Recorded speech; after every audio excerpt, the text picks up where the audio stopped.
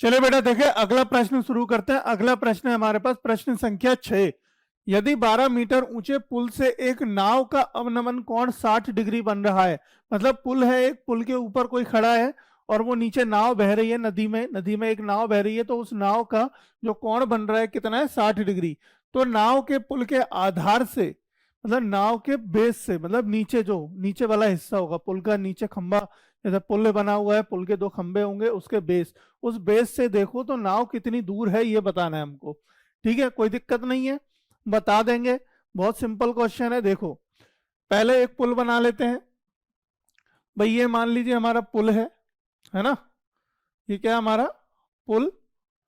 इस पुल से यहाँ पे नीचे, ये यहाँ पानी बह रहा है, देखो ये यहाँ पे पानी बह रहा है और यहाँ पे हमारे पास क्या है, एक नाव है। ठीक, ये हमारे पास एक नाव है।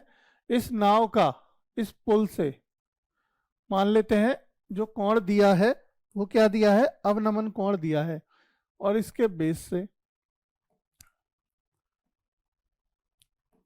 ये कोण 60 डिग्री दिया है। और ये पुल कितना ऊंचा है, ये पुल ऊंचा है बेटा कितना, 12 मीटर। 12 मीटर पूछा है। अब ये जो आधार है, ये पुल का जो आधार है नीचे, ठीक है, इस आधार से इस नाव की दूरी बतानी है, इस आधार से इसकी नाव की दूरी। तो ये दूरी मान लेते हैं हम कितनी, देखो इसको नामकरण कर लो उसका। इसके लिख लेते हैं हम ए, इसको लिख लेते हैं बी, इसको लिख लेते हैं सी। ठीक है, यहाँ पे कोई खड़ा था जो इस नाव को देख रहा है मान लीजिए। ठीक है, अब हमें बताना है ए बी की दूरी। माना पुल के आधार से नाव की दूरी लिख लेते हैं। माना पुल के आधार से नाव की दूरी बराबर है x मीटर। x मीटर मान लेते हैं, है ना। तो अब देखो, अब क्या करें हम, अब देखो यहाँ पे लंब कितना है हमारा, 12 मीटर, है ना। आधार कितना हमने माना, x मीटर। अब आधार ही तो निकालना है, ये जो दूरी है वो क्या है, आधार है। इस ट्रायंगल को, इस त्रिभुज को देखोगे तो ये 90 डिग्री का कोण हो गया, एंगल दिया है, यानी कोण दिया है 60 डिग्री का। कोण के सामने वाली भुजा हमारी लंब कहलाती है, और लंब बटे आधार हमारा tan होता है। तो tan 60 degree, tan theta, theta मतलब कितना दिया है, 60। तो tan 60 बराबर हो गया हमारा लंब बटे आधार। लंब कितना है, 12 बटे आधार x मीटर। ठीक है, तो इसकी tan 60 की वैल्यू कितनी होती है बेटा, √3 होती है।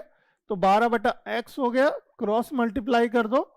ठीक है, क्रॉस गुणा कर दो इन दोनों का ऐसे, तो आपस में गुणा करोगे देखो x √3 x बराबर 12। तो x बराबर कितना आ जाएगा, 12 बटा √3। अब √3 नीचे नहीं छोड़ेंगे तो क्या करेंगे, √3 का ऊपर नीचे गुणा करेंगे। अब √3 कितना हो जाएगा, 3 हो जाएगा। ये कितना होगा, 12 √3। अब 3 से कटेगा 4 बार, तो क्या हो गया बेटा, 4 √3 आ गया। 4 √3 आ गया x, यानी कि पुल के आधार से नाव की दूरी कितनी आई, 4 √3। ये आपका आंसर होगा बेटा, यही आपका आंसर है। 2 नंबर आपके पक्के।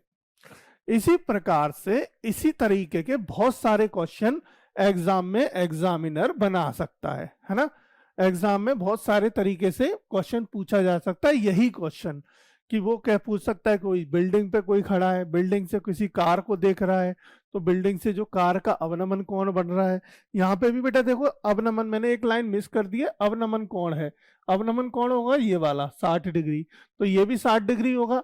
ये कैसे होगा, दो समानांतर रेखाओं में जो तिर्यक रेखा होती है उसके एकांतर कोण बराबर होते हैं, इसलिए यहाँ पे ये दोनों कोण बराबर होंगे। 60 डिग्री वो है तो 60 डिग्री ही ये होगा। तो ये 60 डिग्री हो गया, और tan 60 का मान रख के टेबल के द्वारा हमने ये मान निकाल लिया x, यानी कि पुल के आधार से नाव की दूरी आ गई मेरी बेटा 4 √3।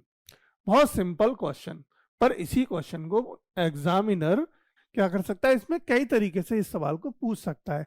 आपको सवाल नहीं रटना है, आपको कॉन्सेप्ट को याद करना है। कॉन्सेप्ट को हमें ध्यान में रखना है कि कैसे सवाल को हल करना है, कैसे भी घुमा फिरा के पूछे, आपने सवाल में कहीं भी घूमना नहीं है, आपने सिंपल चीजें याद रखनी है और क्वेश्चन हमारा आपका सही होगा, बिल्कुल सही होगा।